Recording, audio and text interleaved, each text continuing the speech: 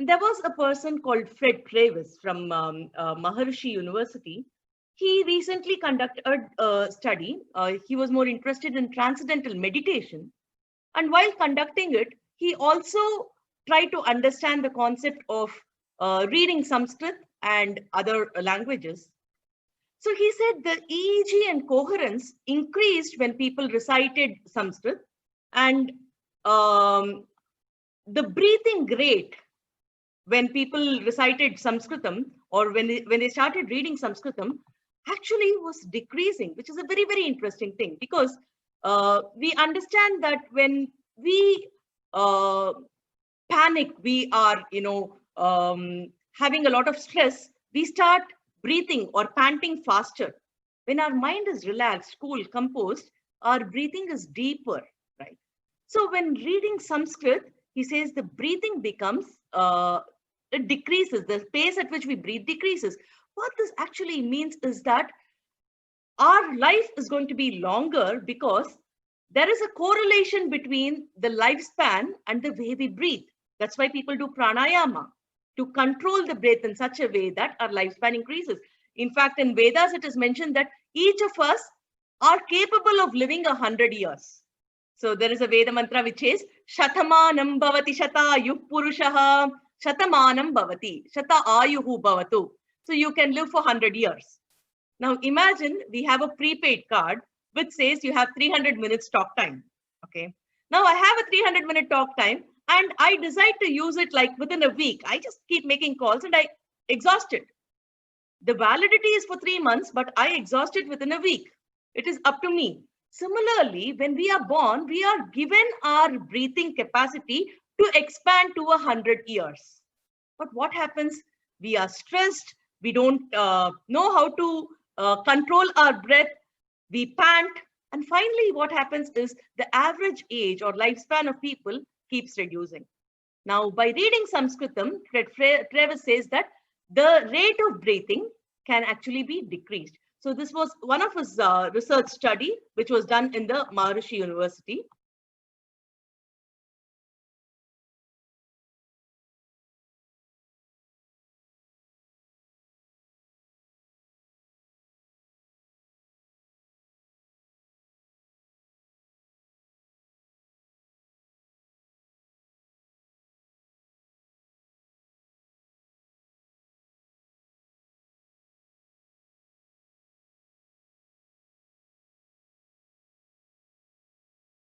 Einstein said, "We owe a lot to Indians who taught us how to count, without which no worthwhile scientific discovery could have ever been made."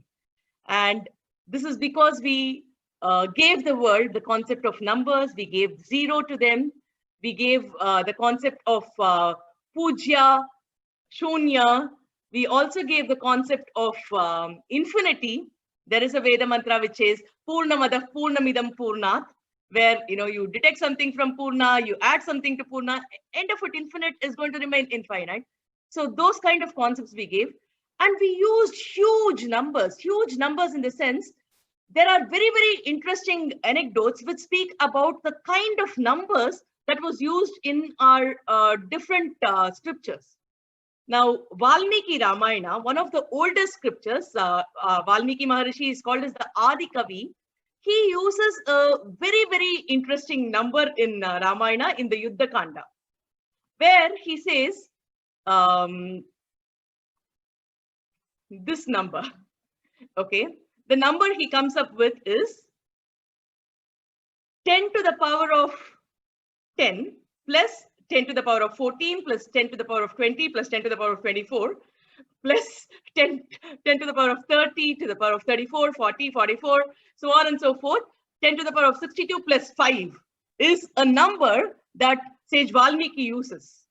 And he uses it as a, play of words. He basically says that, two people talking to Ravana, explaining about the troops that are there in Rama's side.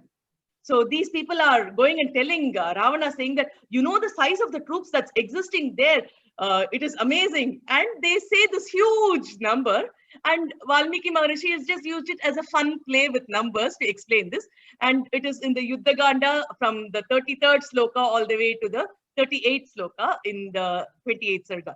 So this kind of numbers which they've used make us think that, so they were aware of the number system much ahead, because Valmiki is in the Treta Yuga. Ramayana is one of the oldest texts that mankind has ever known. So were these numbers there at that point of time? Now, in addition to using these numbers, it is not just a one-off thing which Valmiki Maharishi has used. It has also been used by several other scriptures. In Mahabharata, if you notice, the concept of Akshauhini has been used. Now, what is the concept of Akshauhini? It is like the number of people in an army. So how many Akshauhinis were used is mentioned in Mahabharata. So number of soldiers, number of horses, number of elephants, everything is explained as the Akshauhini. So for you to just understand, it means that 21,870 chariots will be there, and the same number of elephants, the 65,610 cavalry should be there, and 109,350 infantry should be there. All this will contribute to one Akshauhini. So we had like 11 Akshauhinis on the Kaurava side and 7 Akshauhinis on the Pandava side. So we can imagine the size of the description that was happening at that point of time. So these huge numbers have been used in our Mahabharata. You know, the number of comets.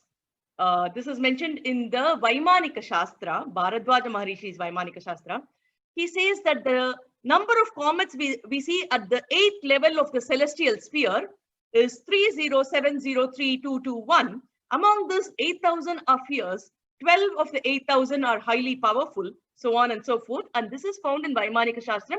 And luckily, this book is still available.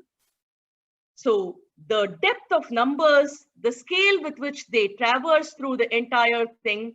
And Aryabhatta, we know, spoke about the eclipse much before Galileo came out with that concept. He came out with the concept of zero. And he's asking a question. He says, if we take a full yuga into consideration, 43,20,000 solar years, how many revolutions does the moon make? Okay, now just imagine this question. Can we even understand the intensity of what Aryabhatta has mentioned in Aryabhatiyam? And he himself gives the answer saying that it is 577533336. So that is the kind of number and description that was explained by our ancestors. So there is a lot of things like this, which we'll share tomorrow as well. So if you have any questions, you can either post it on the chat or you can post it on WhatsApp, and I'll be happy to answer some of your questions tomorrow. Okay, so Dhanyavadaha. See you all tomorrow. Namaste.